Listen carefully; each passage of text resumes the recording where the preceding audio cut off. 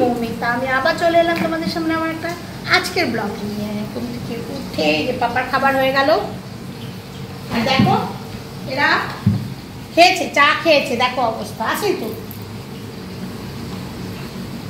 বলি না যে রোগ হলেও সংসারের কাজ, সংসারের নাম। সবাই ব্যস্ত, আমি বাদ দিয়ে। এই যে কর্তামশাই তার বাদাম খায় নাই, বাদামটা খায় নাও, চলে আসো।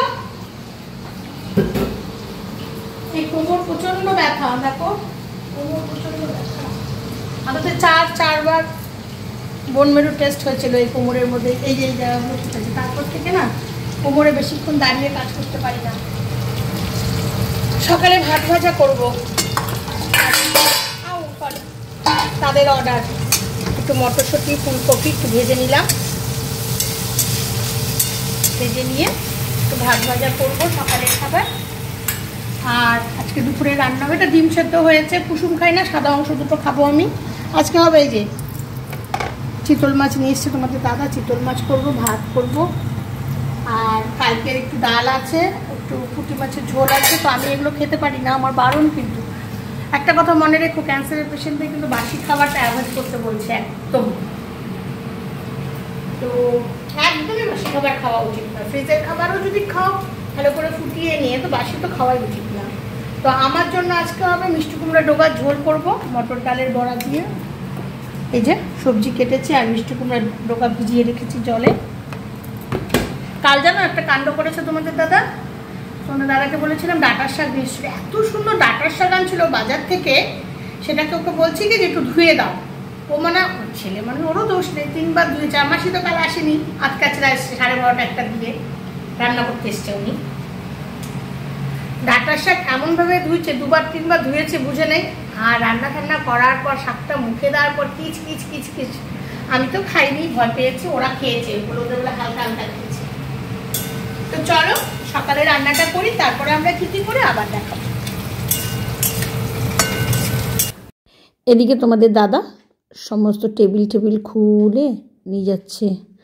তার কিন্তু অনেক কাজ, কাল থেকে স্টোরে সব বন্ড দিতে হবে।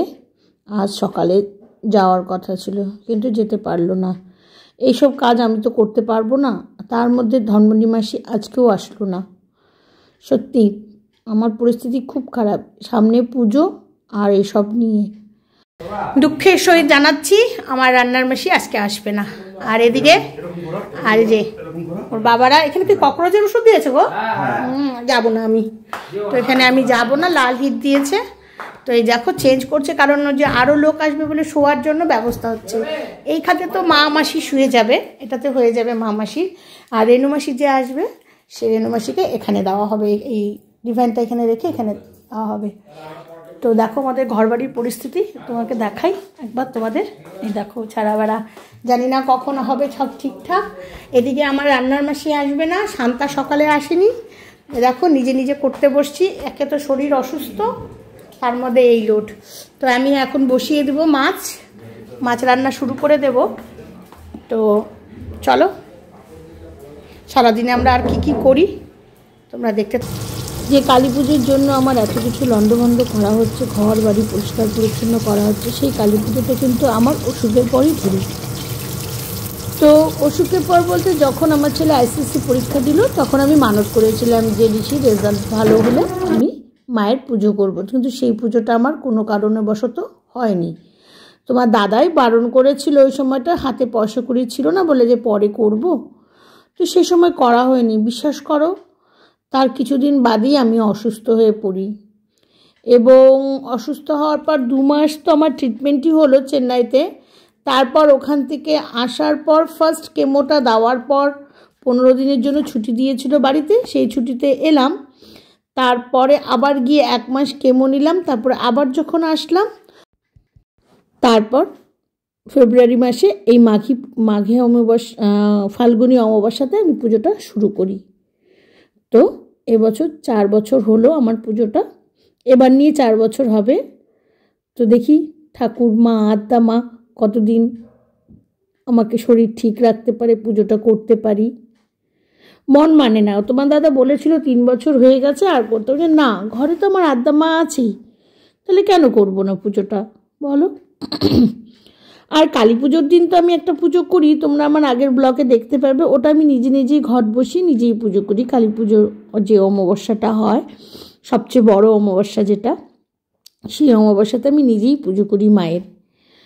বিশ্বাস করবে না, তোমাদের সাথে শেয়ার করতে তো কোনো অসুবিধা নেই, সব কিছু শেয়ার করেছি। দেখুন, আরেকটা কথাও তোমাদের শেয়ার করলাম।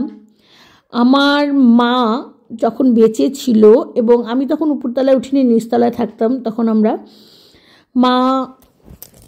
আমি যখন শুয়েছিলাম না, আমার শ্বশুরমশাই সে সময় অসুস্থ, রানা বাড়ি মানে আমার কর্তামশাই বাড়িতে ছিল না, ওর বাবা অসুস্থ বলে ও কলকাতায় ছিল। তো আমার মা, আমি, আমার ছেলে একই বিছানায় শুয়েছিলাম।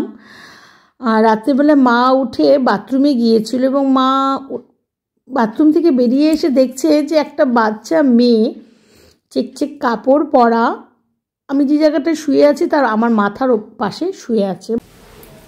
আমাদের ফিনিশিং, কাজের শেষ, দিনের রান্না করা হয়ে গেল। রান্না করেছি, তোমাদের দেখাই।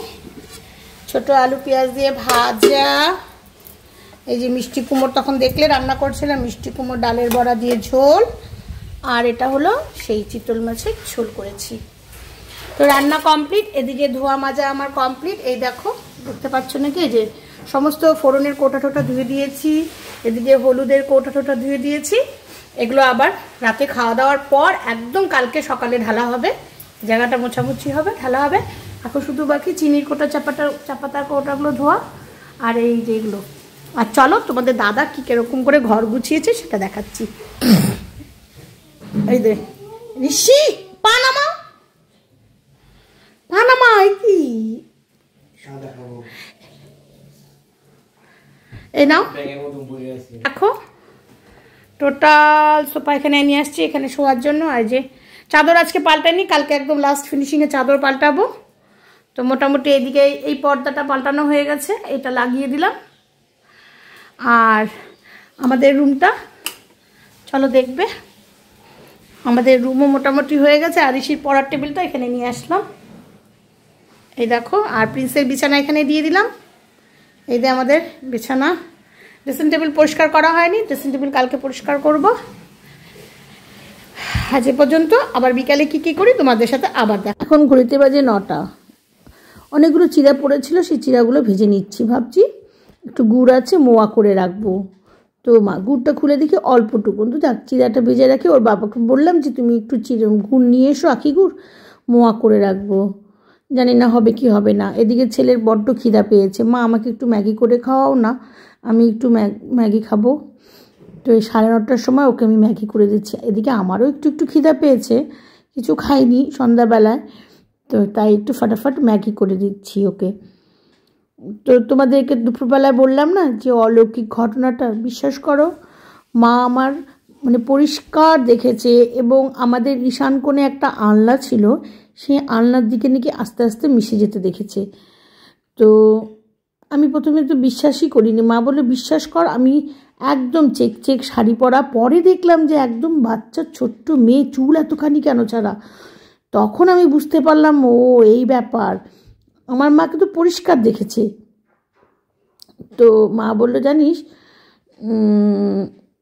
তুই যে মায়ের পুজো করিস, সেই বাচ্চা মেয়ে যখনই বলছো তখনই আমি বুঝে গেছি যে এটা আদ্যা মা। কারণ আদ্যা মাই তো মানে ছোট্ট মেয়ের মতন একদম। তোমরা আদ্যা মাকে পুজো করলে কুরকুরে, চকলেট সব কিছু মা খায়।